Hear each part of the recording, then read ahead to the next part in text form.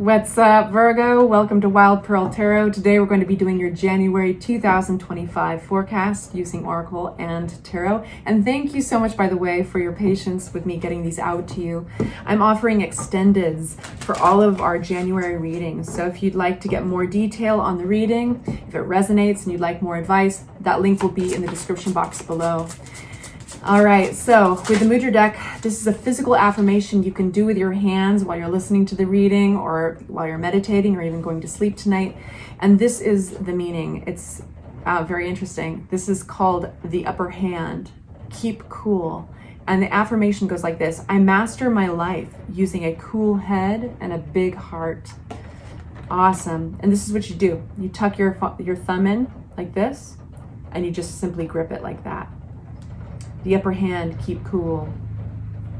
All right, so we're going to keep that in mind. I do want to mention this, that in your reading, there was an interesting card that flew out of a completely different deck. And it wasn't my intention to get this, but I felt like I needed to read it. Let go of guilt.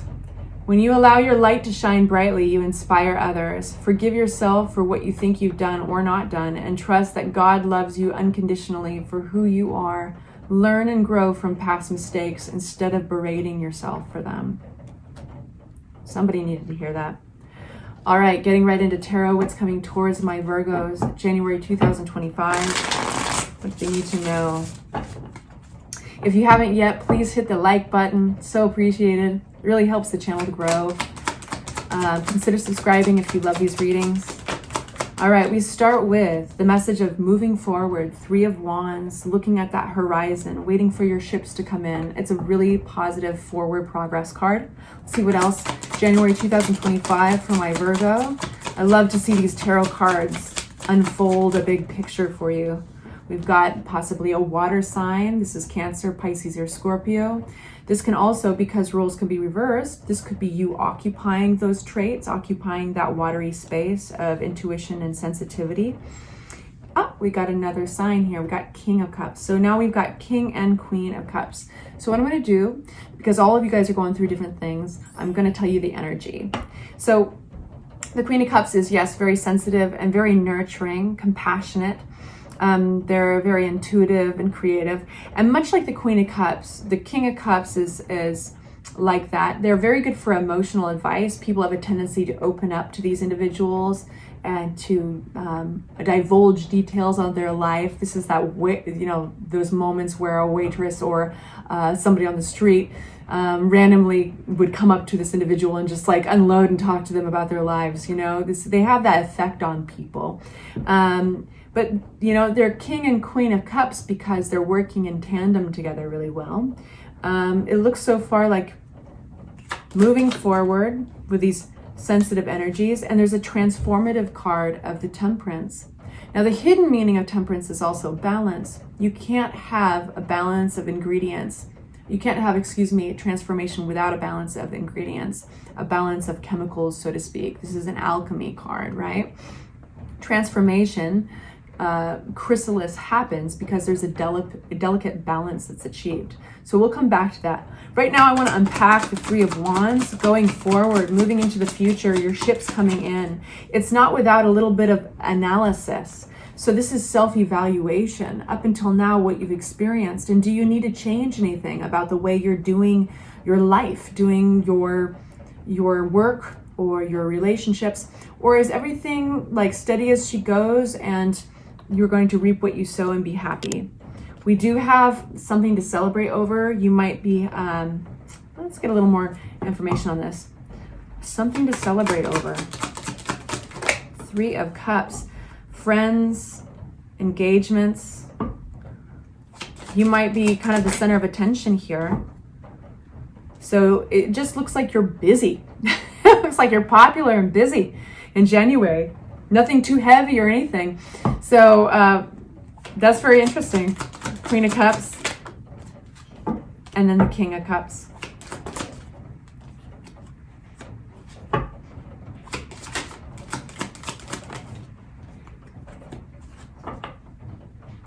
Queen of Cups. You know, it's interesting. I feel like King and Queen of Cups, they're bonding almost because they're both healing from separate things. They're recovering from separate things. This Queen of Cups individual, like they're both in their fields. So they don't have to be water signs, but they're both in their fields together. And I think they're seeing eye to eye. It's like they're helping each other heal. Whether this is a lover or whether this is a friend, this is somebody who kind of, there's some simpatico there. They can relate. So one individual is healing, I think, from another abusive part, like another individual who is abusive. That's how I could say that. This person can be kind of demonstrative, bossy, overbearing. Queen of Wands upside down is not a delicate person. They are selfish sometimes, ego. But there seems to be light around the corner, sunshine around the corner. And that's also confirmed by the earlier card of Six of Swords. This is healing. So Queen of Cups is doing some healing around another individual who's been very demonstrative, bossy, in their ego, all that. King of Cups actually is getting some closure in a different way. They're getting justice. Basically something that has felt maybe unfair, left out in the cold. This is a card of alienation, scarcity, not having enough, maybe enough community, not enough understanding, maybe not enough money. They're making an actual, this could be like even winning a lawsuit and getting what's due to them. This could be, there's some sort of fairness, balance restored for them. What else do we need here? Yeah, a clarity, an awareness that's being gifted to them. That's awesome. So why the hell are we getting these two people in your reading? Boom and boom.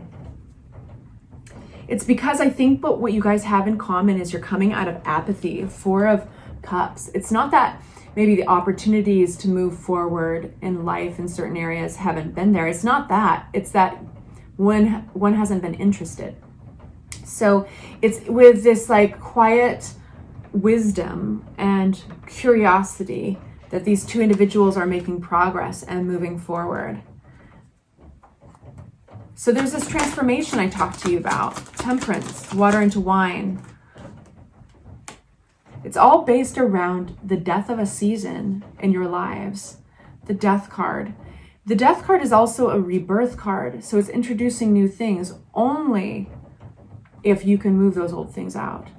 And it's important to think like, it's like seasons, right? Like those leaves, I've used this metaphor before, but the leaves on the tree, they need to be let go eventually. Once they've died, they need to be let go and released by the branches so that new buds can come. This is not to let go. This would be like carting around something dead, right?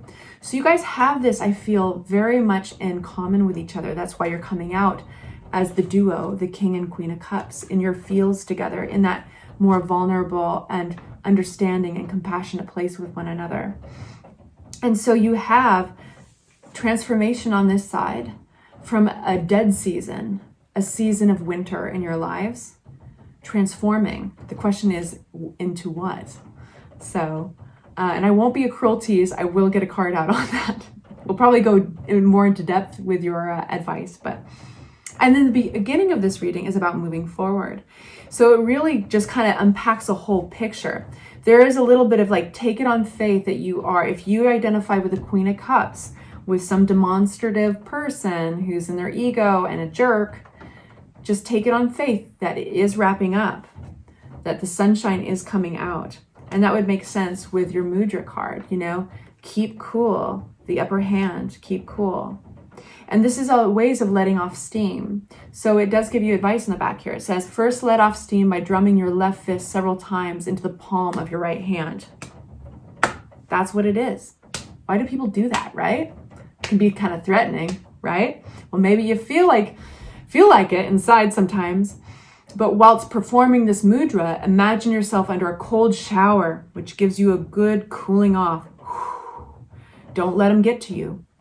Then take your time and consider carefully what you could do to change things and avoid future flare-ups. There is always a way. Have a good look for it. And master my life using a cool head and a big heart. Don't you worry. It's coming around the corner. Now, if you identify, in fact, with the King of Cups here, who's really trying to get justice around something, there is something scarcity. Maybe it felt that your money was leaking out and you were getting taken advantage of, and you feel a sense of scarcity by way of your relationships, alienated, ostracized, not misunderstood. Misunderstood. This is, don't you worry, you are getting justice. That's what it means. This is a karmic card, and it means, and she's also holding the balance in one hand. This is balance, justice, and clarity, and truth. Truth is this gift bestowed to you by the universe. So keep the upper hand, keep cool. Lastly, I promised you that I'd get you a card out about this transformation, because you are ending a season in your life, the dead season of winter. It's what you guys have in common. Let's see just where you're going with it. Round it out. Round out the picture.